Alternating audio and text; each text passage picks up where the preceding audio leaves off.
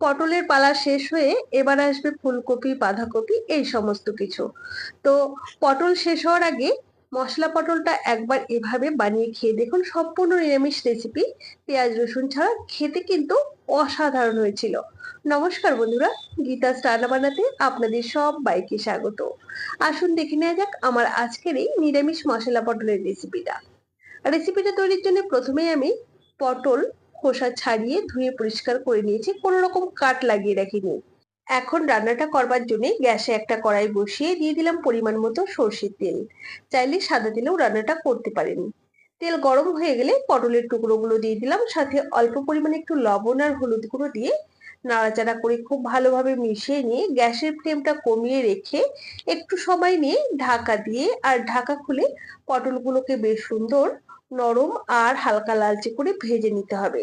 দেখুন মোটামুটি 2-3 মিনিট বাদেই আমি ঢাকাটাকে ওপেন করে একবার একটু নাড়াচাড়া করে নিলাম। এতে করে পটলগুলো কিন্তু বেশ সুন্দর চারিদিকে সমানভাবে ভাজা হবে। আর এখানে দেখুন আমি নিয়েছি হাফ টিস্পুন করে গোটা জিরে, কালো সর্ষে, মোটামুটি 15-20টার মতো গোটা গোলমরিচ, 4-5টা কাজু বাদাম, একটা কাঁচা লঙ্কা আর দুটো শুকনো লঙ্কা। এটাকে আমি শিলে খুব মিহি করেই বেটে নিয়েছি। আর এদিকে দেখুন পটলগুলো বেশ সুন্দর হালকা লালচে করে ভাজা হয়ে গেছে, আবার নরমও হয়ে গেছে।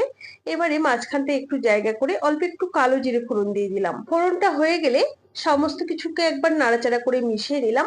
আপনারা চাইলে পটলগুলোকে তুলে নিয়ে তার মধ্যেও ফোড়ন দিয়ে মশলাটাকে কষিয়ে নিতে পারেন।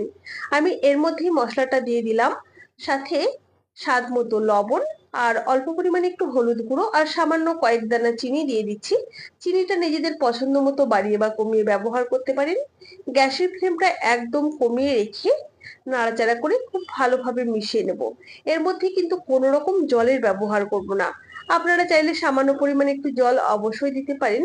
তো খুব ভালোভাবে নাড়াচাড়া করে মিশিয়ে নিয়েছি আর গ্যাসের ফ্লেমটা একদম লোতে রেখেই ঢাকা দিয়ে মোটামুটি 4 থেকে 5 মিনিট রান্না করে নিয়েছি। দেখুন পটল থেকে তেল ছেড়ে গেছে, কালারটাও চেঞ্জ হয়ে গেছে, বেশ সুন্দর সমস্ত কিছু মজে গেছে। এবারে গ্যাসের ফ্লেমটা বন্ধ করে দেব আর ওপর থেকে সামান্য পরিমাণে একটু ধনেপাতা কুচি ছড়িয়ে দিলাম। এটা অপশনাল, নাও দিতে পারেন। তো খুব ভালোভাবে আরো একবার নাড়াচাড়া করে নিলাম। তৈরি হয়ে গেল আমাদের দারুণ সুস্বাদু সম্পূর্ণ নিরামিষ মশলা পটল। রেসিপি কেমন লাগলো অবশ্যই জানাবেন। ভালো লাগলে একটা লাইক করবেন আর বন্ধুদের সাথে প্রচুর প্রচুর শেয়ার করবেন। চ্যানেলে নতুন হলে পাশে থাকা বেল আইকন সমেত চ্যানেলটিকে সাবস্ক্রাইব করে নেওয়ার অনুরোধ রইল। তাহলে আজ এই পর্যন্তই। সকলে ভালো থাকবেন, সুস্থ থাকবেন। হাজির হয়ে যাব নতুন কোনো রেসিপি নিয়ে। ধন্যবাদ।